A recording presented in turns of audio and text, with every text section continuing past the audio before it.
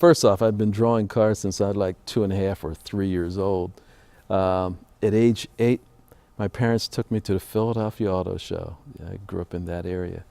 And when we walked into the show, I mean, this memory of what I saw, I mean, is so striking, so vivid to, to this day. Walking into the Philadelphia Auto Show in the Cadillac exhibit, there was this concept car. It's called the Cyclone. And very streamlined vehicle, almost missile-like. And it was sitting on a bed of angel hair to give it that feeling of floating over the clouds. And I told my parents that when I grow up, not only do I want to be a car designer, but I want to work for that company. I want to design Cadillacs. I was 8 years old. And through reading car magazines, because I was just crazy about cars, I learned where Cadillacs and other GM cars were designed.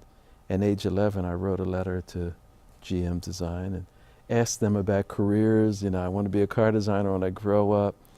What should my background be? Is it more engineering, or is it fine arts design, or what kind of school should I go to? And they sent me great information. I just followed their lead. Yeah, it's funny when I've wanted to be a car designer all my life, and it's been my goal. It's just been my mission to become a car designer. I never really thought about the fact that, there may not be other African Americans in that career, and on the most part, in particular in that period of time, if you didn't know other people like you that were in that field, people were reluctant to go into it. African Americans were, I've never known of an African American doing that kind of job, so they would kind of shy away from doing it.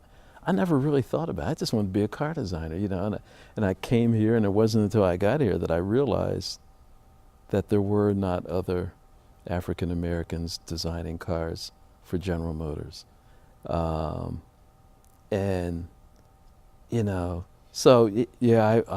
was a little different here, but it was a design community, designers, I was learning from very creative people, and the experience has been, I think, very positive. Well, it's fascinating. I mean, when I started here, there's like a design development area that I was in, which kind of helps that transition from college life into working at GM Design.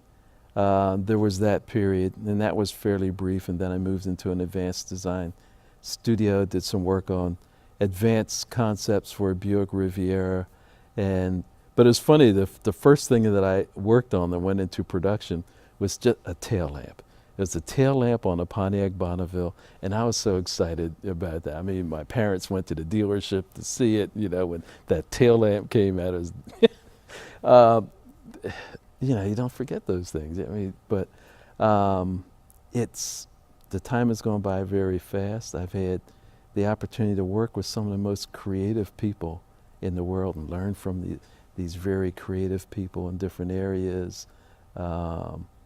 In my role today, I'm in and out of studios around the world, and very different cultures. And there's a time that I was probably a little concerned, would I be accepted going into Germany or going into, different areas around the world. But it's been cool. It's been very creative. It's been very warm and open, and I just feel very fortunate.